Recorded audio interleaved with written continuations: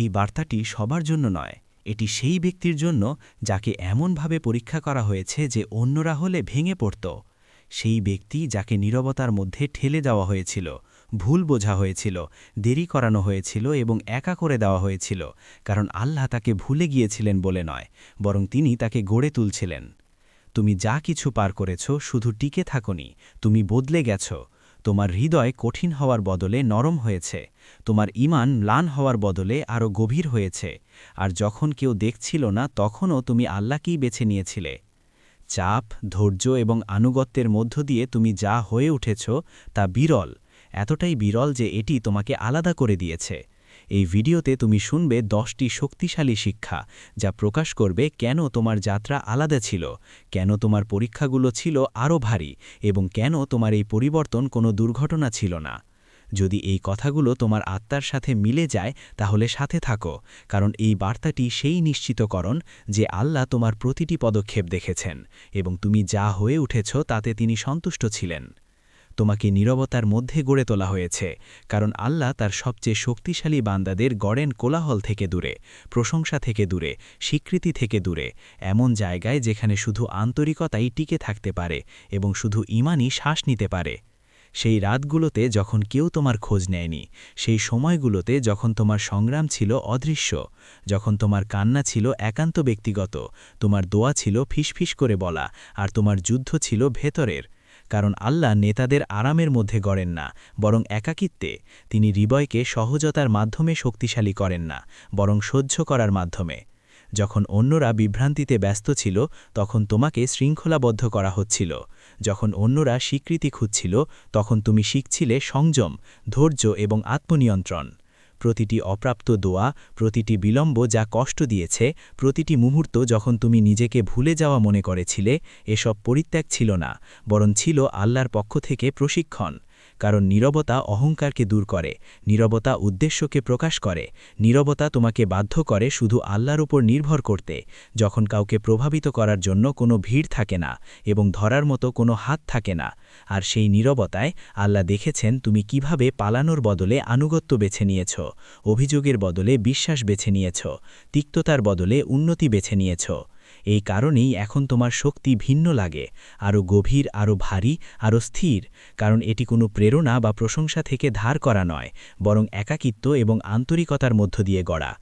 আজ মানুষ তোমার মধ্যে যে শান্ততা, প্রজ্ঞা এবং গভীরতা দেখে তা সেই বছরগুলোর ফল যখন তুমি কোনো ব্যাখ্যা ছাড়াই দৃঢ় ছিলে, উৎসাহ ছাড়াই এগিয়ে গেছ, প্রমাণ ছাড়াই বিশ্বাস রেখেছ। এই কারণেই এখন তোমার উপস্থিতির মধ্যে ওজন আছে।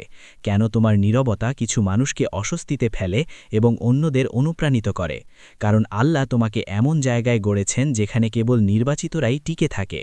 তিনি তোমাকে পরিশুদ্ধ করেছেন যতক্ষণ না তোমার চরিত্র তোমার পরিস্থিতির চেয়েও শক্তিশালী হয়েছে, তোমার ঈমান তোমার ভয়ের চেয়েও শক্তিশালী হয়েছে, আর তোমার ধৈর্য তোমার কষ্টের চেয়েও শক্তিশালী হয়েছে।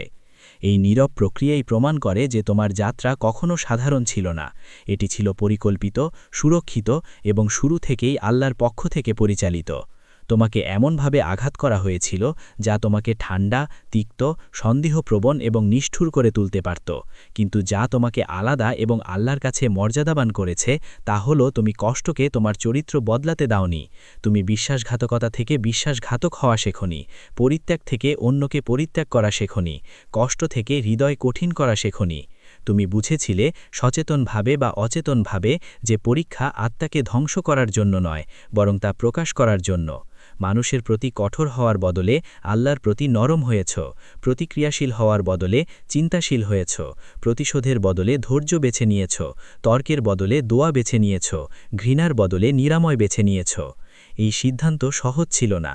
এমন মুহূর্ত ছিল যখন অন্যায়ের ভার তোমার বুকের উপর চাপ দিত, যখন ক্ষমা করা অন্যায় মনে হতো, যখন নীরবতা দুর্বলতা মনে হতো। তবুও তুমি মনে রেখেছিলে যে আল্লাহ সেই সব কিছু দেখেন যা মানুষ উপেক্ষা করে, আর তিনি তোমাকে বিচার করেন তুমি কতটা কষ্ট পেয়েছ তার দ্বারা নয়, বরং কষ্টের প্রতিক্রিয়ায় তুমি কিভাবে আচরণ করেছ তার দ্বারা। তাই তুমি তোমার হৃদয়কে আমানতের মতো রক্ষা করেছিলে, হিংসা, অহংকার, ঈর্ষা এবং বিদ্বেষ থেকে। কারণ তিক্ততায় দূষিত হৃদয়ে কখনো আল্লাহর আলো বহন করতে পারে না। এই কারণেই আল্লাহ তোমাকে রক্ষা করেছেন যখন তোমার আশেপাশের অনেকে আধ্যাত্মিকভাবে ভেঙে পড়েছে। কারণ তুমি ট্রমাকে তোমার পরিচয় হতে দাওনি, বা কষ্টকে তোমার ব্যক্তিত্ব হতে দাওনি। তুমি কষ্টকে তোমাকে বিষাক্ত করার বদলে বিনয়ী করেছে, ধ্বংস করার বদলে পরিশুদ্ধ করেছে। ফলস্বরূপ আজ তোমার উপস্থিতিতে বিদ্বেষ নয়, দয়া আছে, প্রতিরক্ষামূলক মনোভাব নয়, গভীরতা আছে, ক্ষত নয়, প্রজ্ঞা আছে। নিজের ওপর এই নীরব বিজয়ই প্রমাণ করে যে তুমি শুধু পরীক্ষিত হওনি, তুমি নির্বাচিত হয়েছ। কারণ কেবল আল্লাহ দ্বারা সুরক্ষিত একটি হৃদয়ই অন্যায় সহ্য করতে পারে অন্যায়কারী না হয়ে। আর কেবল আল্লাহর তত্ত্বাবধানে থাকা একজন বান্দাই আগুনের মধ্য দিয়ে হেঁটে গিয়েও সহমর্মিতা অক্ষত রাখতে পারে। তুমি তখনও আল্লাহর আনুগত্য করেছিলে যখন কেউ দেখছিল না, আর এটি ঈমানের সবচেয়ে বিরল রূপগুলোর একটি। কারণ প্রকৃত আনুগত্য জনসমক্ষে প্রমাণিত হয় না, বরং একান্তে। সেই মুহূর্তগুলোতে যখন প্রলোভন জোরে কথা বলে, জবাবদিহিতা থাকে না, এবং অজুহাতগুলো যুক্তিসঙ্গত মনে হয়। তবুও তুমি আকাঙ্ক্ষার বদলে সংযম বেছে নিয়েছ, সুবিধার বদলে বিবেক বেছে নিয়েছ, প্রবৃত্তির বদলে আনুগত্য বেছে নিয়েছ। কারণ তুমি বুঝেছিলে মানুষ কখনোই যা দেখবে না, আল্লাহ তা দেখেন। তিনি বুকের ভেতরে যুদ্ধগুলো দেখেন, মনের ভেতর দিয়ে যাওয়া চিন্তাগুলো দেখেন, এবং একান্তে নেওয়া সিদ্ধান্তগুলোও দেখেন। যখন অন্যরা নিজেদের বাহ্যিক চেহারা নিখুঁত করার চেষ্টা করছিল, তুমি তোমার নিয়তকে রক্ষা করছিলে। যখন অন্যরা মানুষের সামনে ধরা পড়ার ভয় করত, তুমি আল্লাহকে অসন্তুষ্ট করার ভয় করছিলে। এই ভেতরের সচেতনতা তোমাকে গভীরভাবে বদলে দিয়েছে। কারণ প্রতিবার তুমি এমন কিছু থেকে সরে এসেছ যা সহজ ছিল কিন্তু ভুল। প্রতিবার তুমি তোমার দৃষ্টি নত করেছ, জিহ্বা সংযত রেখেছ, গুনাহ থেকে বিরত থেকেছ, অথবা একান্তে বিভ্রান্তির বদলে নামাজ বেছে নিয়েছ।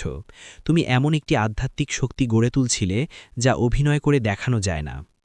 এই অদৃশ্য বিজয়গুলো ধীরে ধীরে জমা হতে থাকে, গড়ে তোলে সততা, শৃঙ্খলা এবং অন্তরের শক্তি। একসময় আনুগত্য তোমার কাছে অভিনয় নয়, বরং স্বভাব হয়ে যায়। এই কারণেই এখন তোমার ঈমান আবেগের উপর নয়, বরং ভিত্তির ওপর দাঁড়ানো। এটি স্থির, অস্থির নয়। কারণ এটি এমন জায়গায় প্রশিক্ষিত হয়েছে যেখানে কোনো প্রশংসা ছিল না। আল্লাহ সেই বান্দাকে ভালোবাসেন যে গোপনে তাকে বেছে নেয়, যে সাক্ষী ছাড়াই ধারাবাহিক থাকে। কারণ এমন আনুগত্য প্রমাণ করে যে বিশ্বাস পুরস্কারের উপর নির্ভরশীল নয়। এই আন্তরিকতাই তোমার জীবনের উপর একটি সুরক্ষার আবরণ তৈরি করেছে, তোমার বিচক্ষণতাকে তীক্ষ্ণ করেছে এবং তোমার মর্যাদা বাড়িয়েছে। কারণ আল্লাহ দায়িত্ব, দিক নির্দেশনা এবং প্রভাব তাদেরই দেন যারা প্রমাণ করেছে যে তারা তখনও বিশ্বস্ত ছিল যখন কেউ দেখছিল না। তুমি ভয়ের পরিবর্তে তাওয়াক্কুল বেছে নিয়েছিলে, যখন ভয় পাওয়াটাই স্বাভাবিক ছিল, যখন তোমার হৃদয়ে অনিশ্চয়তার পরীক্ষায় পড়েছিল, যখন দরজাগুলো ব্যাখ্যা ছাড়াই বন্ধ হয়ে গিয়েছিল, যখন সময়সূচি ভেঙে পড়েছিল এবং অজানার ভার তোমার বুকের ওপর চাপ সৃষ্টি করছিল। তবুও আতঙ্কের কাছে আত্মসমর্পণ করার বদলে তুমি আল্লাহর কাছে আত্মসমর্পণ করেছিলে।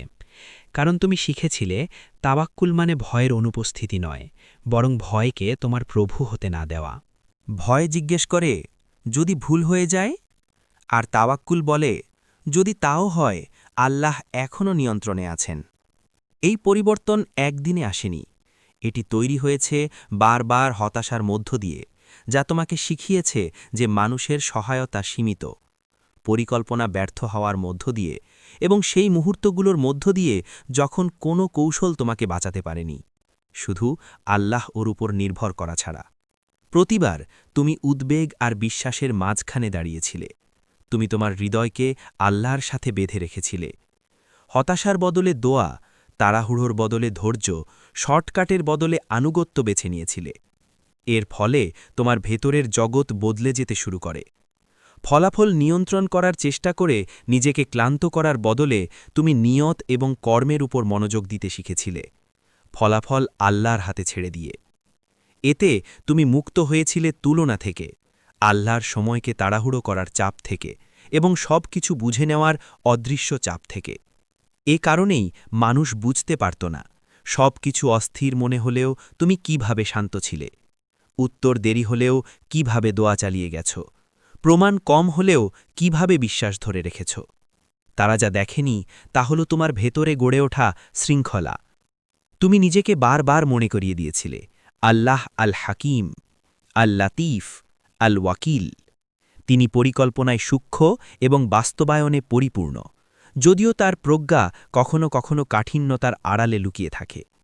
এই নির্ভরতার মাধ্যমে আল্লাহ ধীরে ধীরে তোমার উদ্বেগকে গভীরতায়, অস্থিরতাকে ধৈর্যে আর ভয়কে নীরব নিশ্চয়তায় পরিবর্তন করেছেন। এ কারণেই যারা তাওয়াক্কুল অনুশীলন করে তারা ঝড়ের মধ্য দিয়েও ভেঙে পড়ে না, কারণ তারা ফলাফলের সাথে আঁকড়ে ধরে না, তারা আল্লাহর সাথে আঁকড়ে ধরে।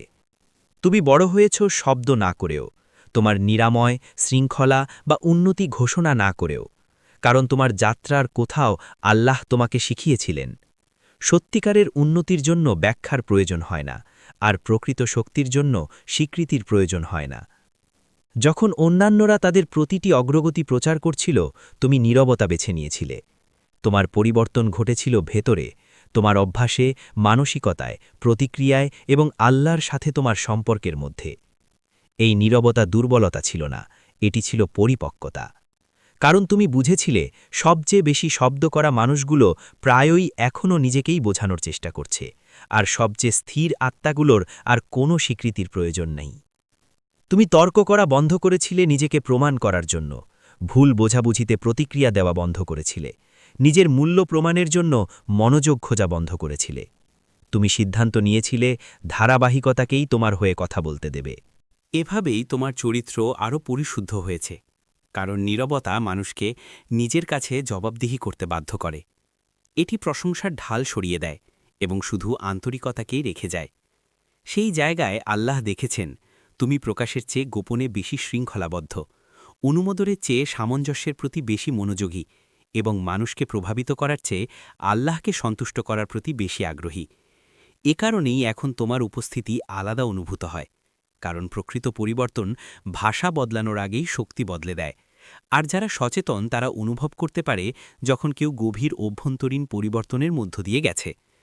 তোমার নীরবতা কিছু মানুষকে অস্বস্তিতে ফেলেছে, কারণ এটি অনুমতি বা স্বীকৃতি খোঁজেনি, এটি শুধু স্থিরভাবে দাঁড়িয়েছিল।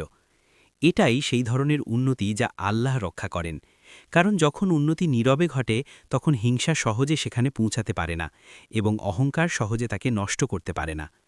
তুমি বুঝেছিলে আল্লাহ যখন কাউকে উন্নত করেন তখন তিনি শুধু তার পরিস্থিতি বদলান না, তিনি তার চরিত্র গড়ে তোলেন, তার ঈমানকে শক্ত করেন এবং তাকে এমন ক্ষমতা দেন যাতে সে পৃথিবীতে আল্লাহর দয়া ও পথনির্দেশনার প্রতিফলন হতে পারে। তবুও তুমি বুঝেছিলে হয়তো ধীরে ধীরে যে মানুষের স্বীকৃতির চেয়েও বড় একটি ন্যায় বিচার আছে, তোমার কথার চেয়েও শক্তিশালী একটি সুরক্ষা আছে, এমন একটি ঢাল আছে যাকে কোনো শত্রুই ভেদ করতে পারে না আল্লাহর অনুমতি ছাড়া। তাই তুমি নিজেকে সংযত রেখেছিলে, এমনকি যখন মিথ্যা অভিযোগ দাবানলের মতো ছড়িয়ে পড়েছিল, যখন তোমার উন্নতিতে ঈর্ষান্বিত মানুষগুলো মিথ্যাকে আরও বাড়িয়ে তুলেছিল, যখন ভুল বোঝাবুঝি তোমার প্রচেষ্টাকে ঢেকে দেওয়ার হুমকি দিচ্ছিল। তবুও তুমি রাগ, কৌশল বা প্রতিশোধ দিয়ে প্রতিক্রিয়া দেখাওনি, কারণ তুমি বিশ্বাস করেছিলে যিনি প্রতিটি গোপন নিয়ত জানেন, প্রতিটি লুকানো সংগ্রাম জানেন এবং প্রতিটি ফিসফিস করে করা দোয়া শোনেন, তিনিই সেই সত্তা যিনি সঠিক সময়ে তার বান্দাদের রক্ষা করেন এবং উন্নত করেন। এই সংযম কোনো নিষ্ক্রিয় আত্মসমর্পণ ছিল না, বরং ছিল সক্রিয় ঈমান। কারণ এতে ধৈর্যের প্রয়োজন ছিল যখন স্বভাব প্রতিশোধ চাইছিল, এতে শান্ত থাকার প্রয়োজন ছিল যখন অন্যরা বিশৃঙ্খলা চাইছিল, এতে বিনয়ের প্রয়োজন ছিল যখন অহংকার ফিসফিস করে বলছিল তোমার সুনাম রক্ষা করতে হবে, আর এতে আল্লাহর ওপর নির্ভর করার প্রয়োজন ছিল যখন তোমার প্রবৃত্তির তৎক্ষণাৎ পদক্ষেপ নিতে বলছিল। আর প্রতিটি মুহূর্তে যখন তুমি এক ধাপ পিছিয়ে গিয়েছিলে, নীরব থেকেছিলে এবং পুরো পরিস্থিতি আল্লাহর হাতে ছেড়ে দিয়েছিলে, তুমি তোমার হৃদয়কে বিশ্বাসে প্রশিক্ষণ দিচ্ছিলে, তোমার মনকে প্রজ্ঞায় এবং তোমার আত্মাকে অনুজ্ঞতে। আল্লাহ দেখছিলেন কিভাবে তুমি ফলাফল নিয়ন্ত্রণ করার প্রলোভনকে প্রতিরোধ করছিলে। এর মাধ্যমে প্রমাণিত হচ্ছিল যে তোমার অনুজ্ঞত শুধু তারই প্রতি, অস্থায়ী অনুমোদন, অস্থায়ী স্বীকৃতি বা অস্থায়ী সুনামের প্রতি নয়।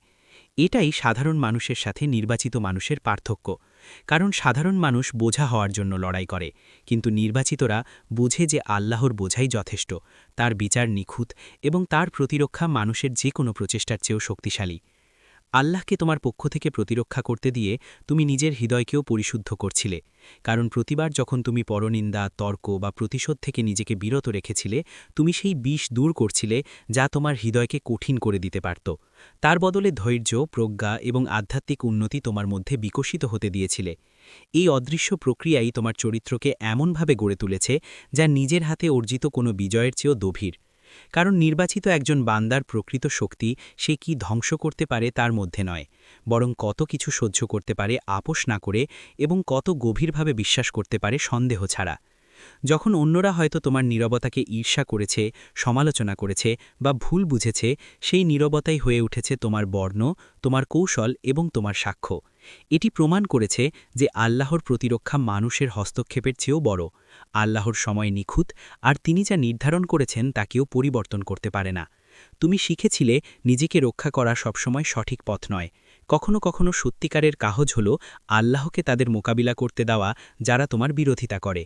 কারণ আক্রমণের মধ্যেও ধৈর্য ধারণ করার পুরস্কার মুখোমুখি সংঘর্ষের চেয়েও অনেক বড়, কারণ এটি সমর্পণ, বিশ্বাস এবং আল্লাহর সাথে সামঞ্জস্যের ওপর ভিত্তি করে। আর যখন তুমি শুধু তারই ওপর নির্ভর করতে থাকলে, প্রতিটি অপমান যা তোমাকে ছোট করার জন্য করা হয়েছিল সেটি বিনয়ের শিক্ষা হয়ে গেল, প্রতিটি বিশ্বাসঘাতকতা হয়ে গেল আল্লাহর ন্যায় বিচারের স্মরণ, আর প্রতিটি মিথ্যা অভিযোগ হয়ে গেল এমন একটি মঞ্চ যেখানে তিনি দেখালেন তার বান্দাকে রক্ষা করার ক্ষমতা। এ কারণেই এখন তোমার উত্থান থামানো অসম্ভব বলে মনে হয়, কারণ এখন তোমাকে আর লড়তে হয় না, কৌশল করতে হয় না বা ফলাফল নিয়ন্ত্রণ করতে হয় না। তুমি শুধু সততার সাথে কাজ করো, প্রজ্ঞার সাথে কথা বলো এবং ঈমান নিয়ে এগিয়ে চলো।